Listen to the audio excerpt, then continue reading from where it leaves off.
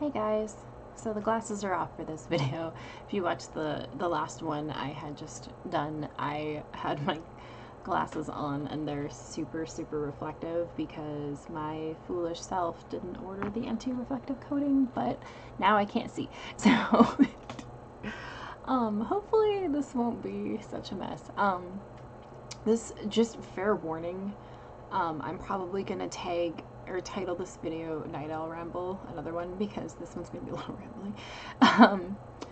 I had recently done a video where I shared my spring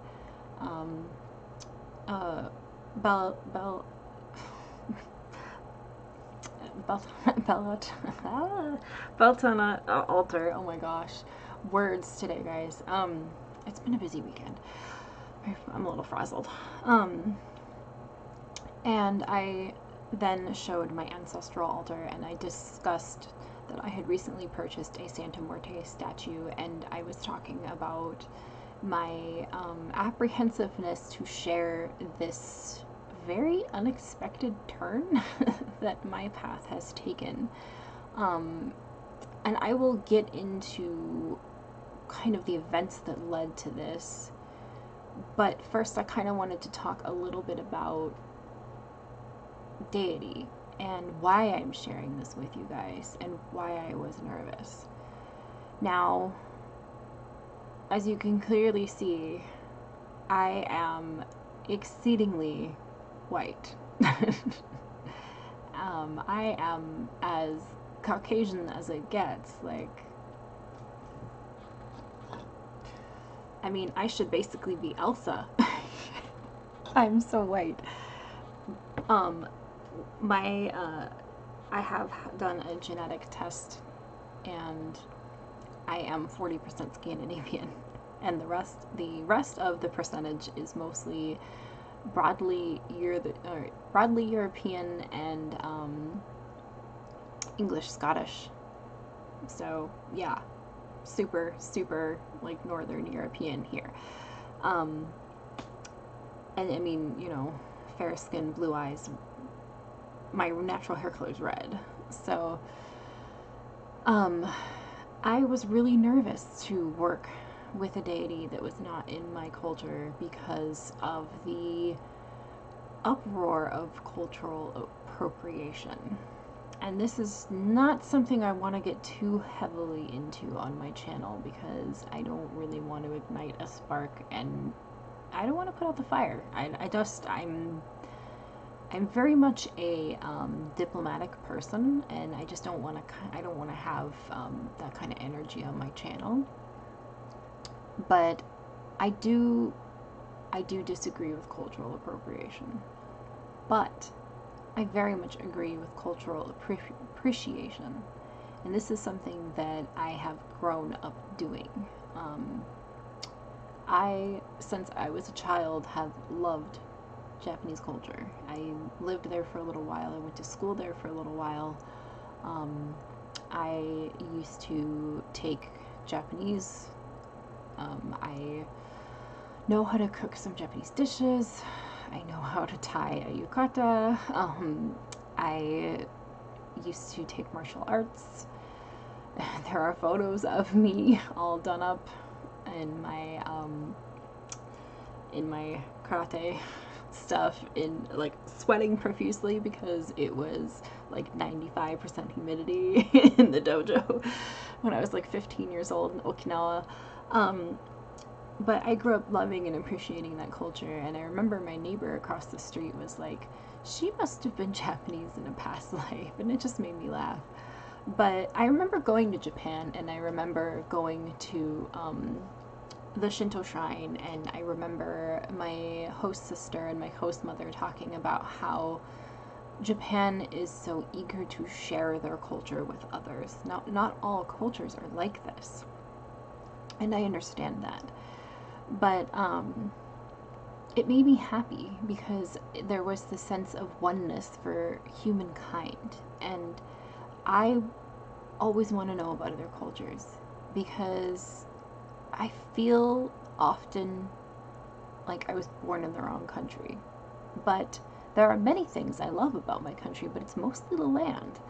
I love our national parks. I love where I'm from, Washington State. I'm very connected to the land here in America, but culturally, I'm not very connected to America, and I haven't been my whole life. I used to fantasize about living in a different country, and it kind of makes me a little, I worry about that a little bit, just because I do feel like I have a very privileged life here in America. I have a house, and I have my children and my husband, and we are, not, I mean, financially things could always be better, right? But we're doing the best we can. We're safe. We have food. We have clothes. We have all those wonderful things. And there are many, many countries that don't. Many people don't. Many people wake up fearing for their lives. But I digress. So I have always latched on to appreciating other cultures and wanting to know about them, because I find it fascinating. I find it so fascinating how other countries do things. And that is actually why I was so drawn to the book From Here to Eternity by Caitlin Doty. I don't have the book right now, actually. I did a book review on this channel, but I recently lent it out to a friend of mine. But I was very curious onto how other cultures view death customs, and that actually is a reflection of this love and appreciation for other cultures in this planet. And it's mostly me trying to find that oneness and that connection for humankind in a world where we're constantly at war with each other, and it's so hard for me to absorb that. I just resist against it so much, and keep trying to have faith that we have this oneness, and that oneness will never fade no matter how difficult it is here. It's something that is, I can't watch the news a lot of the time, guys. It's really, really hard for me. So I keep having to have faith that we have this oneness where we can learn about each other and understand each other. So that's kind of, it's so hard to explain this as being what I am, and I don't want to offend anybody, but I'm trying to do all of this very respectfully. So the strange thing is that I have worked with deity outside of my ancestral lineage, and I had mentioned this in the video that I did about my altar recently, but as a person who is predominantly Scandinavian, I could never imagine telling someone that they could not work with the Norse gods. I could never imagine that. And the sad part is that there are people that do. There are many hateful individuals who have been latching on to the Norse gods and have been speaking in the sense to saying that if you don't look like this, you cannot work with them. And I'm going to tell you right now, that is bullshit. Bullshit. If you feel called to a deity, you're being called for a reason. Look into it. Study that deity. It doesn't matter. Just do it respectfully and figure out why they are trying to get your attention, because they're trying to get your attention. And that's the thing that I've learned in this path when it came to my stepping into personified deity. It was so difficult for me to in the beginning. And one of the very first goddesses to get my attention was Kuan Yin. I'm not Chinese, but she's the goddess of compassion, and compassion was something that I needed for myself and for those around me in my early 20s. It was something that, coming out of high school and being an outcast and a severely depressed individual, and not understanding a lot about myself and my own identity, I needed to have that guidance from something that was a personification of compassion. So I think that's why that occurred, why she was a part of my practice for a while in my early 20s, and then throughout my mid-20s it was the Morgan and Danu. And they are amazing goddesses, and they both came into my life for different reasons. The Morgan, I specifically think, was in my life to help me deal with my depression in a very, very, like, harsh way. It's hard to describe, but it's kind of like you're going to ignite this fire in you that will bring about a change in how you look at yourself and how you look at your illness, basically. This was also when I was going through my my diagnosis for endometriosis, and there was a lot of stuff going on in my 20s. And then Danu is a motherly earth goddess, and I think she had come into my life to help me love myself a little bit better, but also prepare me for motherhood. And it was in between my pregnancies with both my children that I finally got pulled towards Odin and Freya. And I always knew eventually, just because of my bloodline, that I probably would work with the Norse gods. I didn't know, like, the extent of it or anything like that, but I was like, yeah, that'll probably happen at some point. Like, I just think it probably will. And if it didn't, I wouldn't care. I just felt like it was a large possibility. Sure enough, yes, it did. And so now I still predominantly work with Freya. Freya is the deity, the personified deity that I work with the most. Odin waxes and wanes, but he kind of has this ever looming presence. I think that's basically the best way to describe it. It's really hard to describe, like, my relationship with personified deity, because my relationship with personified deity can be very different to the next pagan. But it's interesting to hear about other people's experiences with the personified deity. There are some things that are very similar, and there are some things that are very different. Well, now we're getting into the actual meat of this video. Every single time I have been pulled towards a deity, it has been either a dream or a slow progression of synchronicities that has started to kind of build and build and build into this crescendo, and then suddenly it clicks. And with Santa Muerte, it started last fall.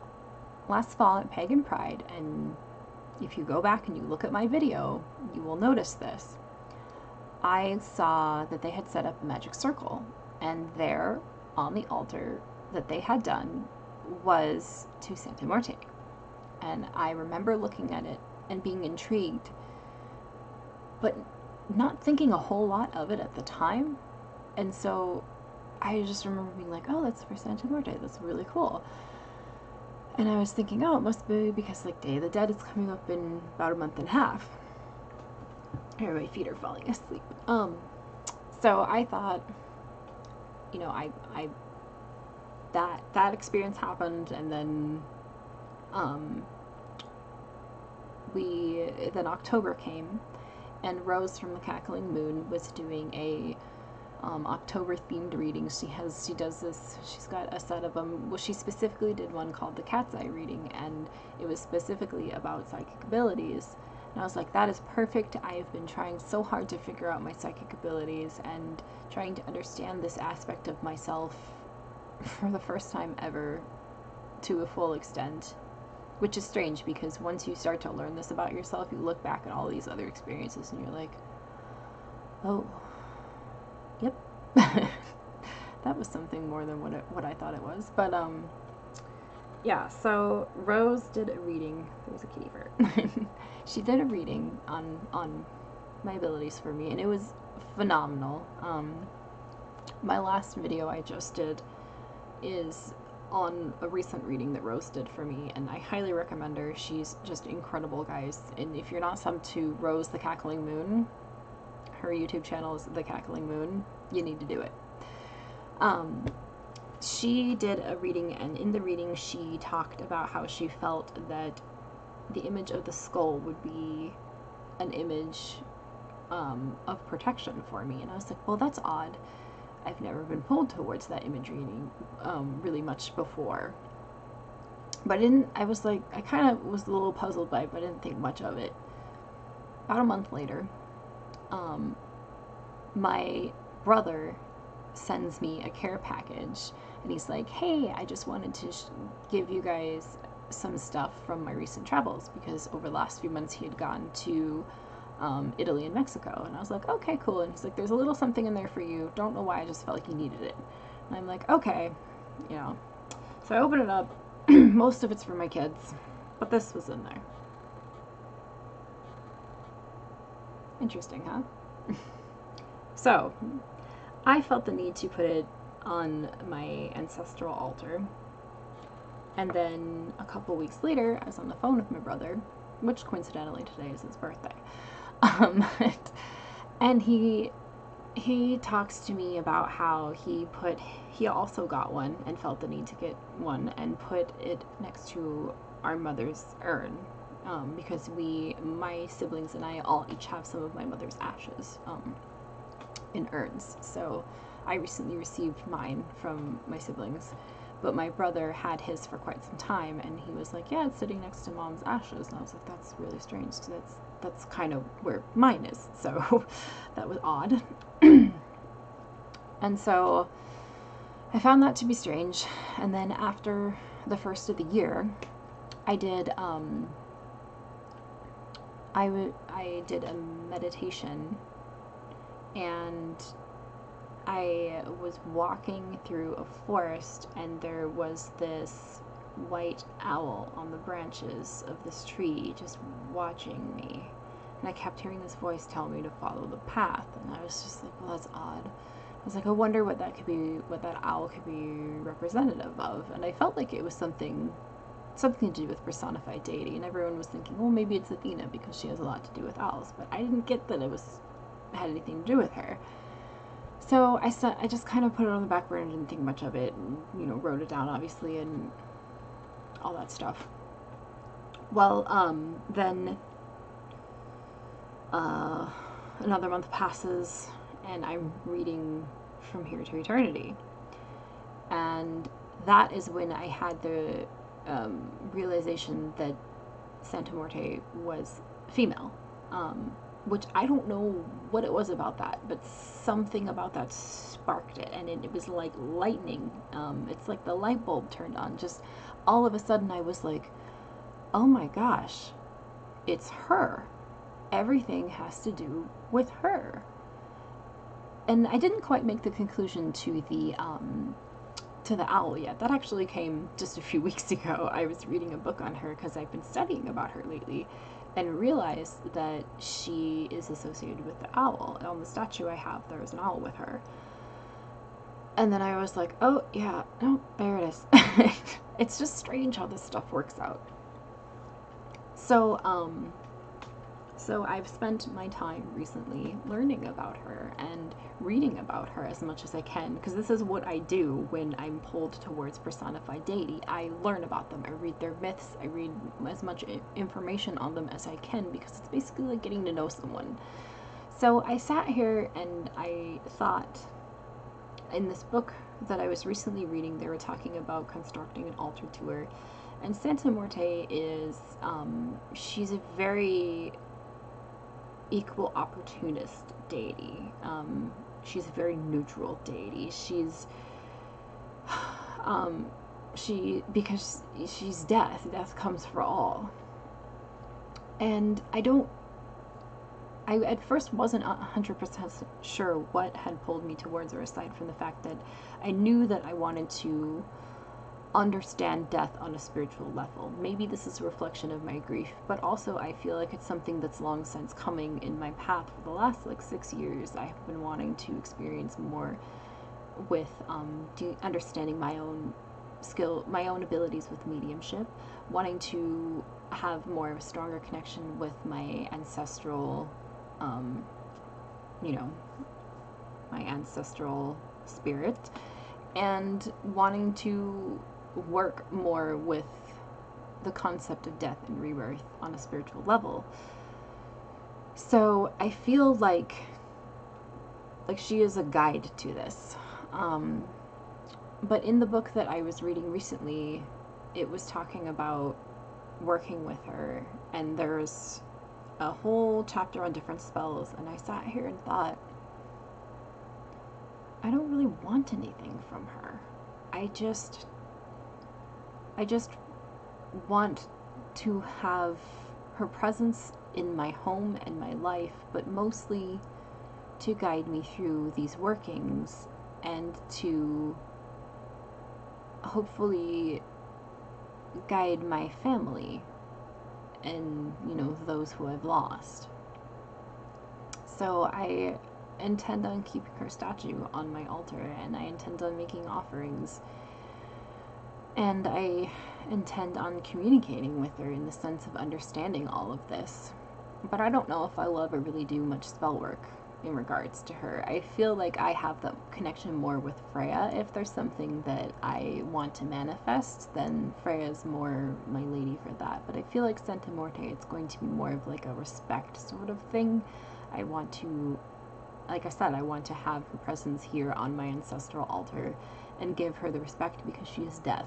And I feel like death deserves to be respected because it comes for us all. And it just is. And it's one of the most powerful, most profound things. So, and especially since the experience that I had last year with being the only person in the room with my mother when she passed, I was the person to usher her into the next plane of existence. And I think it did something to me spiritually. I really do. Which is strange to share on this channel, but I think that it's something that is going to define me. There's moments in your life that will define you, and that was definitely one of them, for sure. And it defined me more than just psychologically. It defined me spiritually. It transcended so much. And I feel like the experience pierced through every fragment of my being. So that is my very, my very long-winded ramble on how I've come to this transition in my path and my thoughts on it and my thoughts on a lot of things surrounding it. I hope that this video made sense. I'm sorry, it's probably lengthy. I honestly can't tell what time we're at because I don't have my glasses on and I'm blind right now. But with that being said, guys, blessed be. I hope you enjoyed listening to this. If you're still around at this end of this video, you're freaking amazing. Many blessings and love.